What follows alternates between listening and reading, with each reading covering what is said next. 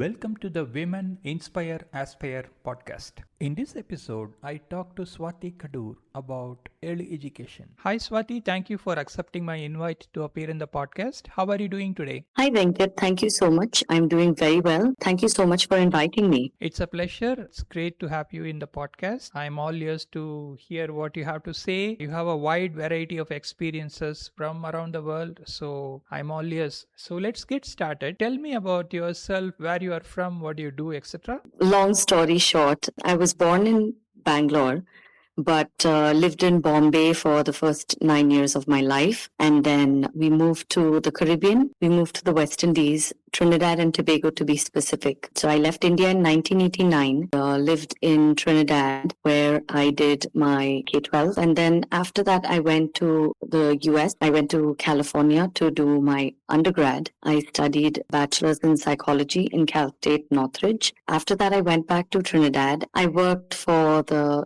government there, the Ministry of Education, as a school counselor. I was there for a couple of years and then got married and moved back to the US, to Richmond, Virginia to be exact, where I had my first son. And post that, a couple of things changed for us. We lost my mother-in-law, and so we decided that we will move back to India. And we wanted to be there for my father-in-law, and we decided this is where we want to have our life. So we moved back in 2014. So now I'm back. It kind of feels like while I left so many years ago, I've also come back to a place that feels like home because we would visit every 2 years growing up. That would be my summer vacation. So for me, while I was away for so long, India still feels like home. Right. That's wonderful to hear about your life journey so far in short. So tell us about your childhood. What are the childhood values that you grew up with?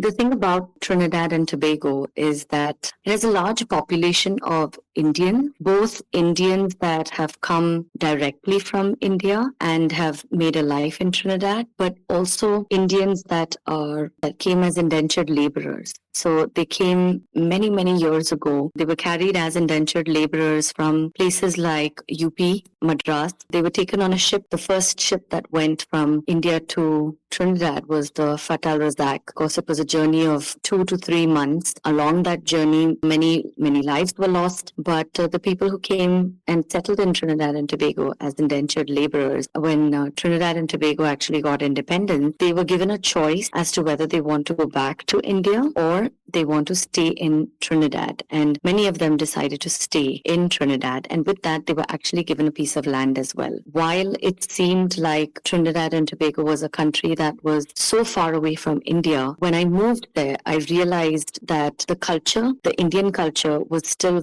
very, very strong because these people that moved so many years ago made a life for themselves there. They kept a lot of the culture, the traditions, they kept it alive. To me, it was an easier transition, I would say. Language, of course, was a little different because they spoke broken English, but you were able to relate to people around you. The kind of food that they ate, while it wasn't South Indian or while it wasn't something that maybe my mom would cook at home, it had the same essence. They used same vegetables, a version of roti sabzi or anna dal. I think childhood was amazing in Trinidad because the way they kept the culture alive, the emphasis on children having to learn Indian mythology, children holding on to the culture where growing up, I learned Bharatnatyam when I was in Trinidad and I learned Kathak when I was in Trinidad. I learned Hindustani classical. I took part in Bhagavad Gita competition. I took part in cultural dance competitions, which really helped me stay true to being Indian. It's a real interesting amalgamation of the two cultures, Indian as well as African. They've kind of created their own version of food that has a little bit of mix of both.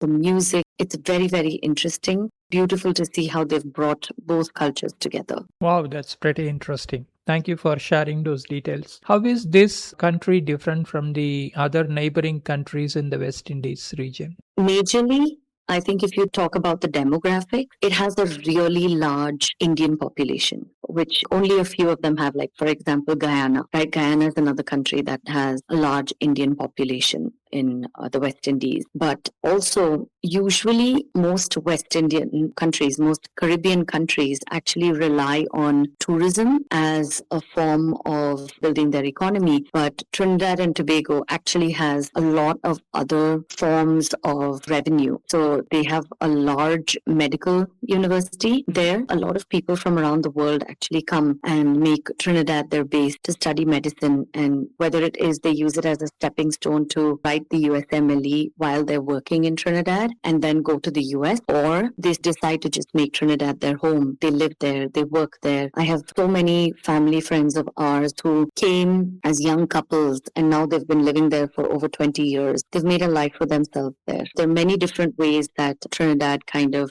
stays strong with regards to resources other than just tourism. Now that you are back in India, so when you moved back to India, how did you feel? Was there any difference? What was your first feeling after moving to India, and how do you feel now? Moving back to India was always a dream for me because I've stayed away for so long. I would visit once every 2 years.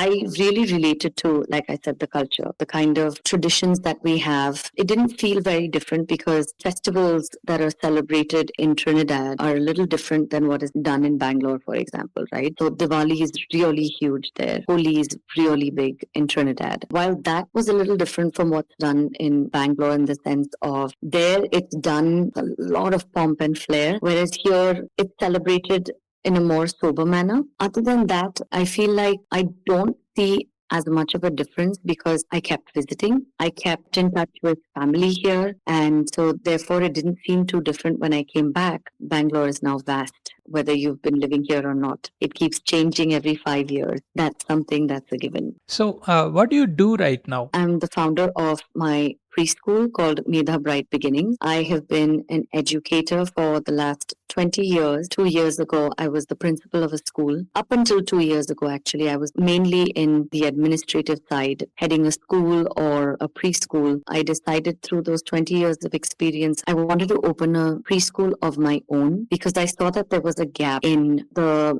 hidden curriculum in school. What did you see as the gap? So how is it different from, say, Montessori? Let me talk about the gap first that I saw. It was quite interesting to me that even at 10th standard, they didn't have the self-confidence, critical thinking skills that's needed. They did not have presentation skills that's needed. When I did a little analysis of that, I realized that it stems from the preschool. At that age is where children are able to grasp the most.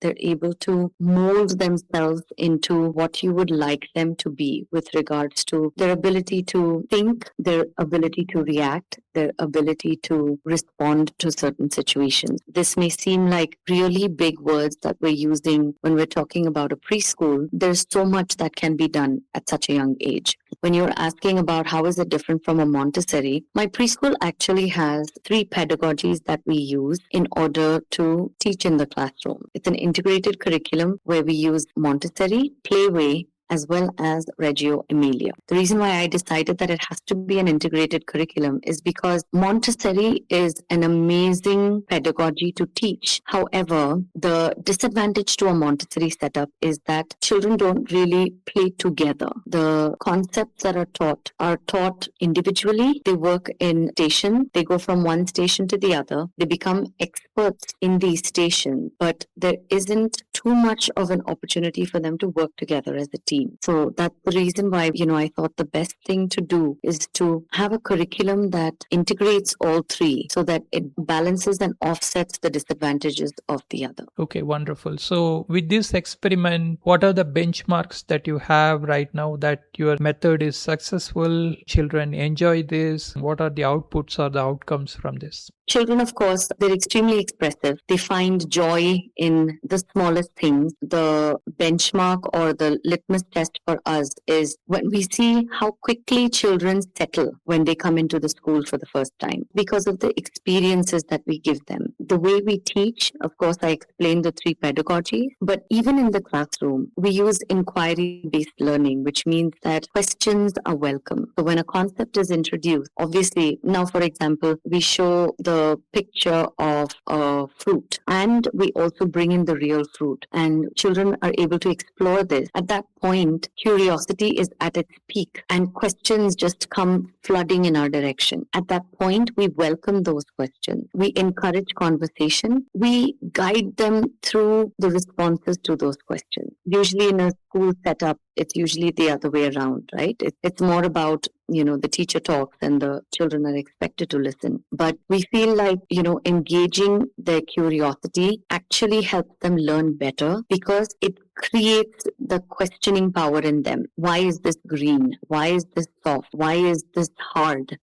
I also did a podcast with another education person who talked about agency of the students in their curriculum as well as the way they learn. So it's pretty interesting that this method is being followed in many places and it's picking up. Thank you very much for sharing those details. Let's talk a bit about the social work that you're doing. I came to know about you from the social work handle in Instagram. Let's talk about it a bit. What kind of social work do you do and what is the platform that you use? The platform that we use to do this is the Inner Club of Bangalore. My club is Magnolia. I am the president for this year. The social initiatives that we've looked at this year is very service oriented, of course, but also trying to ensure that we are a part of that service. That is something that we've been trying to do this year. For example, one of the projects that our club did was tied up with an organization. They do first aid and life support training skills, and we tied up with them. We collaborated with them and hosted a webinar. Everyone on the webinar through the process of how do you tackle a cardiac arrest before help arrives. One of the statistics that they also spoke about in the webinar was that in India, only 1% of people that suffer a cardiac arrest actually survive it, because the people around them don't know how to handle that situation. This basic life support training was really close to my heart, and I wanted to see how we can get it to as many people as possible. This was one of the initiatives that we did from our club. The feedback was really good, actually. Many people spoke about how much they learned through the process. The other initiative that we did was giving annadana to about 300 people who live in a particular area. Me and my secretary, along with my family, my husband, my children, my parents, we went out there and we stood and we served the food, which was again really a special thing for me because I feel being a part of the process is really important. Great. So when you select the social work that you're doing, are there any pillars like, for example, underprivileged kids education or serving the underprivileged through the food, or do you have any kind of pillars that you usually operate with? Yes. So there are categories that we need to work under when we come up with projects given to us from International Association itself. And we have to actually use those as a guide to decide on the projects that we're doing. Okay, wonderful. Sounds great. So all the best for your work to continue well. Now let's talk about your hobbies and interests that you pursue in your free time apart from work. So one of the things that I've picked up of late is meditation. So this is something that my husband and I do together because we kind of feel like life happens. You kind of have to find ways to do activities together, and meditation is something that is good for each and every person that does it. So we thought this is a very good thing for us to do together. So I have two boys at home. What we started doing also is my boys love to play badminton. Husband and I play badminton with them. Recently started trying our hand on pickleball, which is trending. So we're doing that together as well. We're a family that enjoys different cuisines and we explore different cuisines. So that's one thing that we do together, and we try, and the opportunity arises, we try to cook together as well. These are just a couple of hobbies that we have. What about your Kathak dance? Well,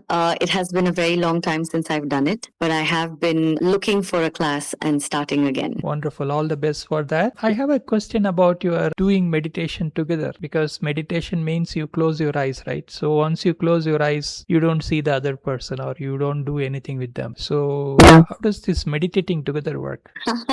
That's a good question. Don't you find that, two people can be in the same room and yet they are not connected in any way, right? You could be sitting across the table with someone, having a meal with someone, but there's no connection, right? We feel like just consciously sitting next to each other. Of course, I'm focusing on my breathing, he's focusing on his breathing, but we're doing it together, not something that we do separately. Conscientious effort that we're taking to say, okay, in the morning, we're going to put out this time and sit together and meditate. Interesting. So people usually do activities together like cooking, cleaning, and all that stuff, helping each other so that they don't feel isolated. But meditation is a new thing that I'm hearing from you. So all that happens, of course. But like I said, sometimes everyone's in the house and everyone's doing things, whether it's together or whether it is at their own pace, at their own time. This is something that we decided consciously we're going to do together. Interesting, interesting. Okay, so let's talk a bit about the societal issues that you care about, apart from, of course, the causes that you're already working on. Do you have anything in your mind that is nagging you to do something about, or you have plans to do something about any kind of societal issues? I mean, there's so many to tackle. I do feel passionate about, but I also realize that it all starts from home. Small things like how do you speak to each other or how do you treat each other? Small things like what does respect really mean? When we're going out into the world and we come across so many different situations where people face disrespect or people face some sort of disparity, it all starts from there. Whether you're talking about the girl child being educated, being able to choose the profession that she wants to do, or who she wants to marry, to even the way people are on the road with regards to road rage. These days, I think it's coming up so much more than we've seen before. The number of accidents that happen on the road, where does that stem from? I feel like something has to be done to help people find that one sense of calmness where they realize that nobody has any right to harm or hurt anyone. Also, I think it's every individual's choice to decide on how they want to live their life, what they want to study, and how do we as a society support that. Okay, so basically it's about breaking the society's molds about how things should be and try to explore as an individual about what is good for them and what to pursue. There was a joke which I heard recently which said that in India, you first become an engineer and then you decide what you want to be. It's funny, but it's funny because it's true, right? There is a world of professions out there. There is a world of opportunities and options out there. But how much are we willing to let our children explore?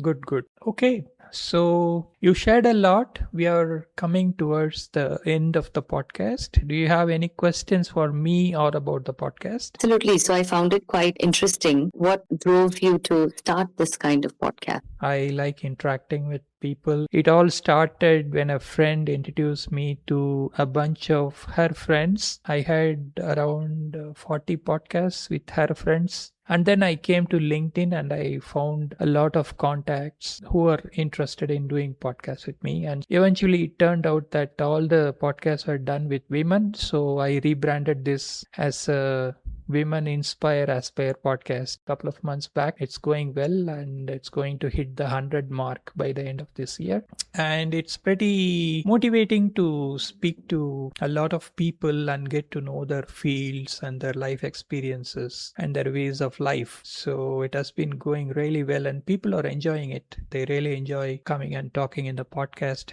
So it has become a very good platform for people to come and talk about themselves. That's wonderful, Venkat. It's quite interesting that you've gotten so many stories from so many women who I'm sure their journeys have been inspiring, not short of challenges, but they've pushed through.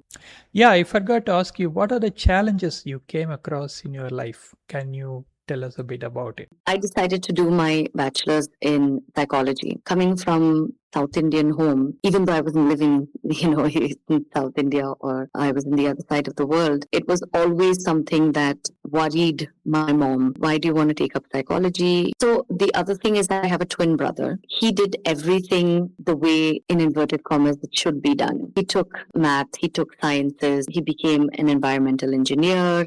It was always something that my mother questioned. She said, but why do you want to take up psychology? Why don't you take up sciences? Why don't you take up math? Why don't you do engineering? Okay, if you want to help people, why don't you do medicine? It was challenging at that time because time and time again, not just my parents, but many other people would try and dissuade me from choosing this subject. And I just decided that this is something that I feel extremely passionate about. And this is something that I'm going to continue to do, regardless of what other people think. Great. So it's interesting because the world is looking at humanities a lot these days than engineering or medicine or chartered accountancy or anything like that. There is a lot of interest in psychology and different branches like clinical psychology, industrial psychology. All those fields are coming up. There's a whole lot of people I meet in LinkedIn who are doing psychology. So it's pretty interesting. The field is booming like anything. So thank you for appearing in the podcast and sharing your views. And I wish you all the best in your life and whatever you aspire to do in life. Please take care and bye for now.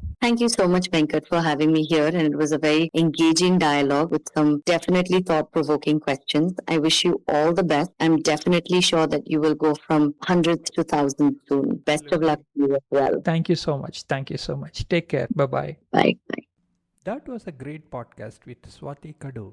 Please subscribe to this channel and follow it for more awesome podcasts. Opinions expressed by the guests in this podcast are their own. The host or the sponsors of the podcast do not condone the opinions expressed by the guests or the actions arising out of those opinions. Any decisions or actions that the listeners might take as a result of listening to this podcast must be based on their own judgment and will be at their own risk. The podcast host or their sponsors will not be held responsible for the consequences of any actions and or decisions taken as a result of any content in this podcast.